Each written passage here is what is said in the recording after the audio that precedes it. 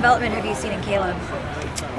First of all, I mean, the obvious development is just his physical, physical transformation. I mean, it looks like a totally different person. We were laughing the other day. We were looking at him on the internet. He's about 350 in high school, belly hanging between his legs in the stance and all that. So, I mean, that's really helped him out a lot in terms of being able to not just get through practice, but as practice continues, as practice goes on, that he gets better and better as the defenders get a little bit tired. So, from a mental standpoint, I think it helps him out a lot too, because now he's not focused on just getting through and just surviving practice or a game, something like that. He's focusing on the things that are necessary to have success. His technique and being physical and all those other things that we preach every single day. What'd you guys see in him that made you think he's a left tackle, not a right tackle? I think sometimes that's a little bit overrated in terms of what a left tackle is and a right tackle is. If you look in the league, not everybody's 6'7".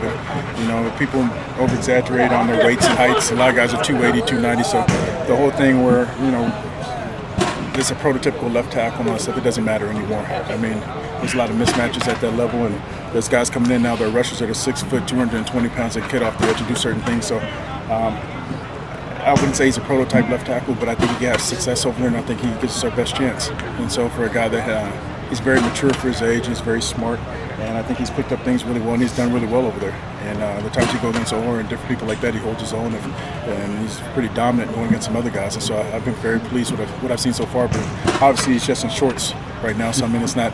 I wouldn't say it's all that impressive, like it's like it made a final decision on anything. But in terms of what I've seen so far, I've been pretty pleased with, and just hopefully he continues to get better and realize he still has a ways to go.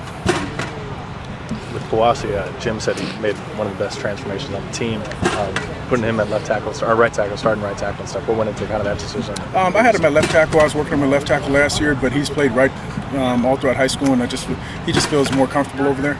And so one of the things I wanted to do with him is while he's learning, I want him to be a little bit more comfortable. I wanted him to gain confidence. So I wanted to put him in a position that he was familiar with, and so he could focus on getting what we do schematically down and focusing on techniques and the different things of that nature. And then eventually, I can kick him back over to left tackle. Caleb's played guard and tackle, and that's one of the reasons why, I did what I did with him during camp last year. So I wanted him to have flexibility in terms of position flexibility. And going through the recruiting process in terms of how I evaluate offensive linemen, I like guys that can play a number of different positions. It would be very rare if you ever see me recruit a true center, and even a true tackle, unless he's a special guy. I like to have guys that can play guard or tackle. And it's not just because of the type of injuries and all these different things that UCLA's had in the past. It's just more. It just gives you more options, and it's it's like the talk about in the league. It's just the more you can do.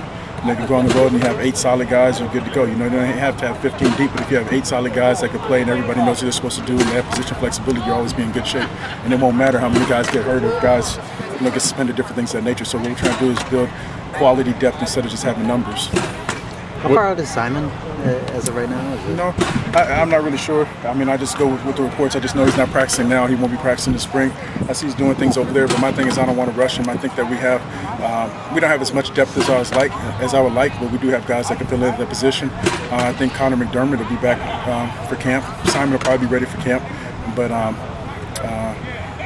don't want to rush. I want to be fair to him. It's 2 years where he played with injuries and he tried to push through different things. And to a certain degree, I don't know if that hurt him a little bit, but I know from a confidence standpoint, it probably shook him up a little bit. And I want him to gain that back, and I want to have every opportunity to be the guy that we all knew he could be coming in here. And so he started off with a bang, early off in his career, and I want him to continue with that. And so I'd like him to take his time coming back. There's no rush, and there's some things that have come up that change our depth a little bit, but again, that's only, that's one guy. And there's some guys that are eager to fill those spots, and, they're doing a good job so far. Kenny Lacy, playing right tackle now. How does he factor into it? What have you seen from this offseason? He's another guy that made a transformation, a dramatic transformation physically. And I've been impressed with his work ethic. He's done a lot of things. He's done a lot more than what he's been asked to do, which has been impressive. The maturation process is continuing, but he's a lot more mature than he was when he walked on campus.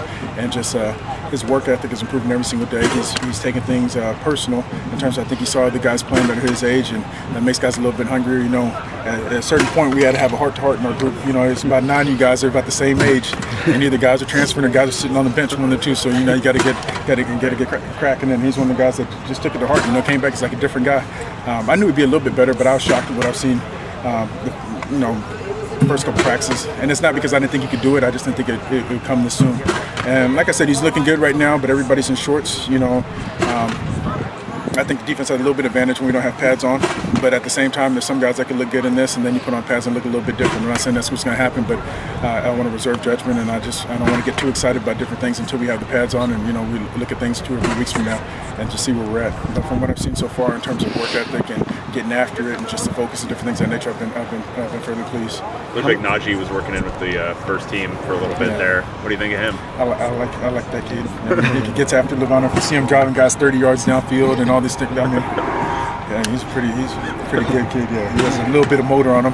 He's one of the guys I have to run around telling him to get after it a little bit. I've been impressed that he's supposed to be in high school right now. He's out there and he's mixing it up with the older guys, and he came in a lot more mature physically than I thought he was going to be. I assumed he'd be about 250 or so, but I think that's just being worn down from season and maybe not having meal plan and different things that he has here and that he's been put on, talking to Sal and different things over the course of the last few months. So he's taken that, seriously, not just the football aspect, but from a nutritional standpoint, doing the extra things and taking the supplementation in terms of extra protein and all that. He's been doing a good job with it, and he's been building, and that was the one thing we just didn't know if we knew he had the mental capability of doing certain things, but didn't know if he physically would be ready to do it, kind of like Kawasi. And just a little bit further than what we thought. And today he actually ran with the ones when Alex went down, kind of ease Alex back into it. He can go out there and practice with the club, but he only played 2 games healthy last year. I'd like to give him a chance as well, just like Simon, to come back and be healthy and have a full season where he can show what he can do. So, how much were you counting on having Torian, and does that, at this point, it seems like a lot of guys have stepped up, kind of made that transformation. Does it affect you guys maybe as much as you would have thought not having it? It affects us in terms of, obviously it affects us because he's a guy that we thought was going to be a starter. But I did think that he had tremendous upside, but so do a number of other guys here.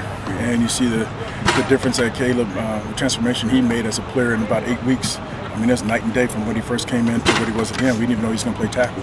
And then you have a guy like Kawasi that once it clicks, he could be as good as anybody that's come through here in the last however many years. And then so, it's just one of those kind of, Connor McDermott's a guy that hadn't even played offensive line before. He's only played offensive line for 6 months, and all of a sudden you're sitting there thinking like, damn, is he better than Simon? It's just kind of, you just never know. And the kids are so young, and that's the one thing that's unique about our group. There's no older guys. Our oldest guy is probably like Ben Wasaki before Malcolm came, before Bunch comes. And, just every day they're changing. And that's whether it's off the field coming into the office or, on the field or different things like that. They're just, they're growing right in front of us, and it's a unique situation. So I would think that he'd be the starter, but I also think there's some guys that are going to push him. And there are a number of guys I said, they're hungry and they're not that far behind him in terms of age. And I think coach has set a precedent here that it doesn't matter what your age is, you can get the opportunity to play if you're good enough. And so, like I said, there's a lot of guys that are making strides and doing well. So I would probably assume that he'd be a starter, but I also think it'd be a competitive situation. So would I like to have him here? Yeah, because we get more quality depth. But, we're working with the guys that we have, and those guys have been up to it, and those guys are doing a good job. When Simon comes back, would you consider putting him on the right side just because of that knee? He started out there last year. Yeah, but a lot of times, like I had a number of knee surgeries and everything, and that leg is actually stronger than the one that was healthy. So a lot of times you come back stronger. So it just depends on how he feels. How his rehab goes and different things of that nature. But like I said, I want to I want him to take his time, but then give him the time to heal. And when he comes back, hopefully he'll be 100%. It won't really matter what side the ball is on. We're 5 best are going to play, and that's the whole reason we have position flexibility. If Caleb was starting at guard, Alex beat him out, then he moves out to tackle, and as a starting left tackle, you just never know how it goes. Simon is kind of unique. Simon and Jake, those are probably the only two that probably can't really play in the other position. Jake's going to be our center, and Simon's going to be a tackle, and Connor probably is the other guy. Because of the length, they just don't bend as well in terms of being inside. But everybody else can move around. But those are good people too. So it just matter. It's just a. I just want him to have 100% recovery. So I'm not really focused on that so much. It's just making sure he's healthy and gets back on the field. When do you guys get Malcolm? Whenever he's been cleared. So, hopefully, I thought it was going to happen today. I don't know. I was hoping it would happen today, but, maybe it happens on Saturday. So I'm excited about him coming on and adds more depth to it. And obviously, we didn't bring him here to be a cheerleader and stand on the side. And we don't need too many mentors in the room or anything like that. Guys, you get after it a little bit. So hopefully he can come in and he can help us. I'm expecting him to help us. And hopefully he can do that early on so we can go in and know what we have going into the season. Is it going to be nice to maybe have a little bit of a veteran presence in him then? Yeah, for sure, most definitely, because he's next. X is our oldest guy in the room, but he wasn't a real vocal leader. He led by play. So our vocal leader was a redshirt sophomore last year, and Jake, he's our team captain, different things of that nature. He's a mature kid, but it's still just a different presence. And I think Malcolm coming into the room, offers a little bit different insight. You're coming from a different place, playing a different conference. He's seen a lot more. He's played in games, started left tackle, and all those different things. And I think coming in there, that's going to give a different perspective. Jake could be a leader and all that, but once again, all those guys are close in age. So it's kind of like, he is the leader, but it's kind of like they're allowing him to be the leader too, because they're pretty much the same. But it's nice. It's something different. I'm just I'm not going to force the issue. I'm not going to force him to be the leader or anything like that. If it naturally happens, it happens. If it doesn't, it doesn't. As long as he does his job and he's not a distraction, which I don't believe he will be at all. He's a good kid, and he's here, and he has a plan what he wants to do and what he wants to accomplish after the season. And I don't think it'll be an issue at all. I think he's going to give his all from day one, and it's going to benefit our team.